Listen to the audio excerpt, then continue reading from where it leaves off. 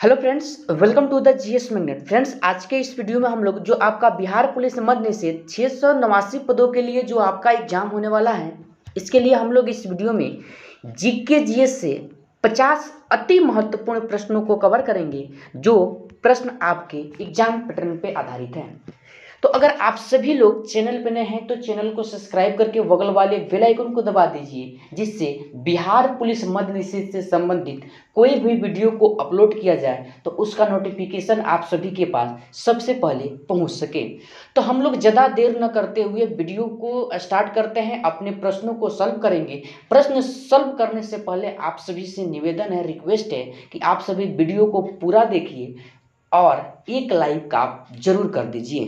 तो चलिए हम लोग ज़्यादा देर न करते हुए प्रश्नों पे आते हैं। सभी का पहला प्रश्न है, निम्न में से किसे विधि के समक्ष समानता से छूट प्रदान की गई है। देखिए, इस प्रैक्टिस सेट में आपको कलर लगा हुआ क्वेश्चन मिलेगा, यानी कि आंसर मिलेगा। चूँकि क्या था कि जब मैं इस प्रैक्टिस सेट को सॉल्व कर रहा था तो मैं हाईलाइटेड पेन लिया था, ठीक है ना, और मैं कलर करते गया। बाद में मैंने सोचा कि वो ये तो प्रैक्टिस सेट हमको कराना है, ठीक है ना, तो इसलिए आप सभी को आंसर साथ साथ मिल गया, उससे कोई दिक्कत नहीं है। आप सभी प्रश्न को याद कर लीजिएगा, ठीक है ना। चलिए, तो इस प्रश्न के लिए अगर सही आंसर का बात किया जाए तो देखिए ए और बी दोनों हो जाएगा। क्योंकि जो आपके भारतीय संविधान का अनुच्छेद 361 है, इसमें कहा गया है कि राष्ट्रपति एवं राज्यपाल को विधि के समक्ष समानता से छूट प्रदान की गई है। तो इस प्रश्न के लिए आपका सही जवाब ए और बी दोनों हो जाएंगे, इसलिए ऑप्शन नंबर सी आप सही लगाइएगा, ठीक है ना। चलिए अगला प्रश्न आप सभी के लिए देख लीजिए, 2 नंबर है। वाक्य एवं अभिव्यक्ति की स्वतंत्रता के अंतर्गत निम्न में से कौन शामिल है। देखिए, वाक्य एवं अभिव्यक्ति की स्वतंत्रता के अंतर्गत कौन शामिल है आप सभी को बताना है। तो देखिए, इस प्रश्न के लिए आपका सही जवाब क्या हो जाएगा, तो आप सभी ध्यान रखिएगा, ऑप्शन नंबर डी 1, 2 और 3, 1, 2 और 3, ठीक है ना। और देख लीजिए, वाक्य एवं अभिव्यक्ति की स्वतंत्रता है जो है, यह आपके भारतीय संविधान के अनुच्छेद 19 के अंतर्गत आता है। साथ साथ इस बात को ध्यान रखिएगा, ठीक है ना।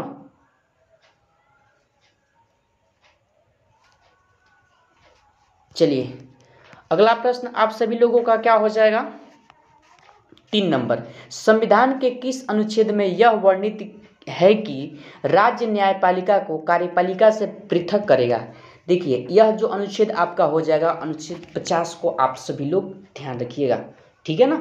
चलिए अगला प्रश्न आप सभी लोग 4 नंबर देखिए। 4 नंबर प्रश्न आप सभी से पूछा जा रहा है, भारत के राष्ट्रपति के प्रसाद प्रयत्त पद धारण करते हैं, कौन धारण करता है, तो राज्यपाल। आप सभी लोग ध्यान रखिएगा, ठीक है ना। 4 के लिए सही जवाब आपका ऑप्शन नंबर सी। अगला प्रश्न आप सभी से 5 नंबर, भारत की संसद निम्न में से किससे मिलकर बनती है। देखिए, भारत की जो संसद बनती है वह आपका लोकसभा, राज्यसभा और राष्ट्रपति से मिलकर बनती है, इसलिए ऑप्शन नंबर सी ध्यान रखिएगा। अगला प्रश्न आप सभी लोगों के लिए 6 नंबर, संविधान सभा के मूल अधिकारों, अल्पसंख्यकों एवं जनजातियों तथा बहिष्कृत प्रभावित क्षेत्रों के लिए परामर्शदाता समिति के अध्यक्ष थे, कौन थे, आप सभी लोगों को बताना है। तो option number C Sardar Vallabh भाई पटेल को आप सभी लोग ध्यान रखिएगा।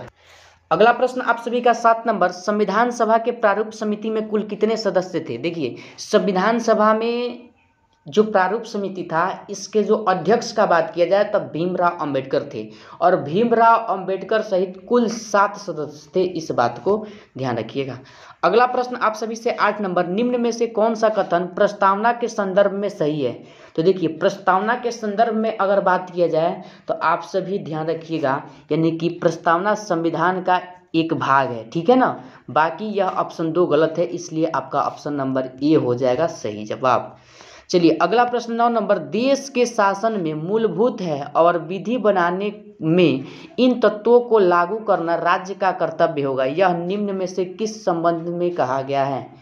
देखिए, तो यह जो कहा गया है आपका ऑप्शन नंबर बी, राज्य के नीति निर्देशक तत्व जो संविधान के मतलब किस अनुच्छेद के अंतर्गत कहा गया है, तो अनुच्छेद 37 को आप सभी लोग ध्यान रखिएगा। और राज्य के नीति निर्देशक तत्वों को आयरलैंड के संविधान से अडॉप्ट किया गया है, इससे भी ध्यान रखिएगा। 10 नंबर, केंद्र राज्य संबंधों के अध्ययन के लिए सहकारिता आयोग का गठन किस वर्ष किया गया था, तो आप सभी 1983 ध्यान रखिएगा। अगला प्रश्न आप सभी लोगों के लिए 11 नंबर, क्षेत्रीय परिषदों के संबंध में निम्नलिखित में से कौन सा कथन सही है। देखिए कौन सा कथन सही है आप सभी लोगों को बताना है। तो इस प्रश्न के लिए आपका सही जवाब ऑप्शन नंबर बी, केवल दो, ये दूसरा जो स्टेटमेंट है इनका गठन राज्य पुनर्गठन अधिनियम 1956 के आधार पर किया गया है। यही के स्टेटमेंट क्या है, सही है, ध्यान रखें। अगला प्रश्न आप सभी का 12 नंबर, किस संविधान संशोधन अधिनियम द्वारा यह प्रावधान किया गया कि राष्ट्रपति राष्ट्रीय आपातकाल की उद्घोषणा केवल मंत्रिमंडल की लिखित सिफारिश प्राप्त होने पर ही कर सकता है। तो देखिए 44वां संविधान संशोधन आप सभी लोग ध्यान रखिएगा, ऑप्शन नंबर क्या बी, जो 1900 कब हुआ था, तो 78, आप सभी ध्यान रखिएगा। चलिए अगला प्रश्न आप सभी लोगों का कितना नंबर है, 13 नंबर, भारतीय संविधान में विधि द्वारा स्थापित प्रक्रिया कल्पना किस देश के संविधान से अडॉप्ट किया गया है। तो देखिए विधि के द्वारा जो स्थापित प्रक्रिया है वो आपका ऑप्शन नंबर सी, जापान के संविधान, आप सभी लोग ध्यान रखिएगा। ठीक, चलिए अगला प्रश्न आप सभी लोगों के लिए 14 नंबर, भारतीय संविधान के किस अनुच्छेद के अंतर्गत नियंत्रण एवं महालेखा परीक्षक की नियुक्ति होती है। तो अनुच्छेद 148 को आप सभी लोग ध्यान रखिएगा। चलिए अगला प्रश्न आप सभी का 15 नंबर, निम्न में से कौन तृतीय क्षेत्र के अंतर्गत नहीं आता है। देखिए तृतीय क्षेत्र का अंतर्गत कौन नहीं आता है, तो ऑप्शन नंबर देखिए बैंकिंग भी आता है, ठीक है, क्या आता है, बैंकिंग भी आता है, बीमा भी आता है, शिक्षा भी आता है। तो इसके लिए आपका सही जवाब उपयुक्त में से कोई नहीं, ऑप्शन नंबर डी को ध्यान रखिएगा। 16 नंबर, निम्न में से किस पंचवर्षीय योजना में गरीबी उन्मूलन तथा आत्मनिर्भरता पर बल दिया गया। देखिए वह पंचवर्षीय योजना ऑप्शन नंबर सी 5वीं थी, जो 1974 से 79 तक चली थी, ध्यान रखिएगा। अगला प्रश्न आप सभी का 17 नंबर, मुद्रास्फीति तथा बेरोजगारी के मध्य के संबंधों को दर्शाता है, कौन दर्शाता है, तो फिलिप्स वक्र, आप सभी लोग ध्यान रखिएगा। अगला प्रश्न आप सभी का 18 नंबर, घाटे की वित्तीय व्यवस्था का अर्थव्यवस्था पर क्या प्रभाव पड़ता है। तो ऑप्शन नंबर बी, मुद्रा आपूर्ति में वृद्धि होता है, ध्यान रखिएगा। अगला प्रश्न आप सभी के लिए 19 नंबर, भारत में मुद्रास्फीति के प्राकलन का सबसे प्रचलित माप क्या है। तो ऑप्शन नंबर सी, उपभोक्ता मूल्य सूचकांक को आप सभी लोग ध्यान रखिएगा। अगला प्रश्न 20 नंबर है, निर्धनता का दुष्चक्र की अवधारणा निम्न में से किसके द्वारा दी गई थी। तो ऑप्शन नंबर बी, ग्रेगर नक्स को आप सभी लोग ध्यान रखिएगा। अगला प्रश्न आप सभी का 21 नंबर, प्रथम पंचवर्षीय योजना किस मॉडल पर आधारित थी। तो हेरोडोमर मॉडल, आप सभी लोग ध्यान रखिएगा। ठीक, 22 नंबर प्रश्न है, निम्न में से कौन व्यापक मुद्रा कहलाती है। तो M3 को व्यापक मुद्रा कहा जाता है, ध्यान रखिएगा। अगला प्रश्न 23 नंबर, निम्नलिखित में कौन यानी कि मौद्रिक नीति का गुणात्मक उपकरण नहीं है। देखिए मौद्रिक नीति का गुणात्मक उपकरण नहीं पूछा गया है, तो ऑप्शन नंबर डी को आप सभी लोग ध्यान रखिएगा, सॉरी ऑप्शन नंबर डी, खुले बाजार की प्रक्रिया, ठीक है। चलिए अगला प्रश्न है आप सभी का, आरबीआई का लेखा वर्ष है, यानी कि आरबीआई का लेखा वर्ष कब से कब तक का समय कहलाता है, आप सभी को बताना है। तो देखिए अगर बात की जाए इस प्रश्न का, तो 1 जुलाई से 30 जून, ऑप्शन नंबर ए को ध्यान रखिएगा, जबकि वित्तीय वर्ष 1 अप्रैल से 31 मार्च होता है, ध्यान रखिएगा।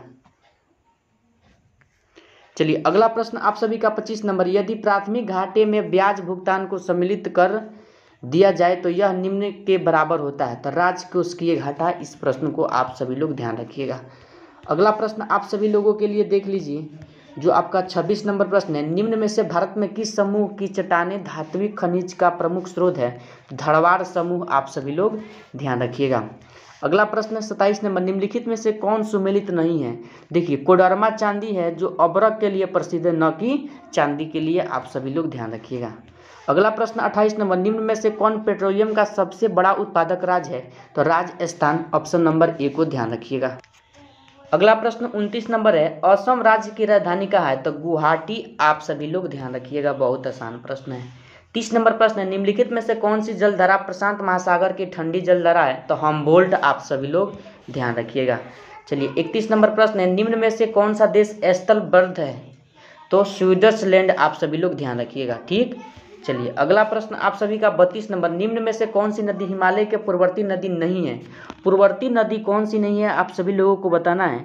तो 32 के लिए आपका सही जवाब क्या हो जाए। तो ऑप्शन नंबर सी, 1, 2 और 3, यह तीनों नदियाँ क्या है, यानी कि पूर्ववर्ती नदी नहीं है, ठीक है। चलिए अगला प्रश्न आप सभी लोगों का क्या है, 33 नंबर, अंतर्राष्ट्रीय तिथि रेखा किस महासागर से होकर गुजरती है? तो प्रशांत महासागर, ऑप्शन नंबर सी को ध्यान रखिएगा।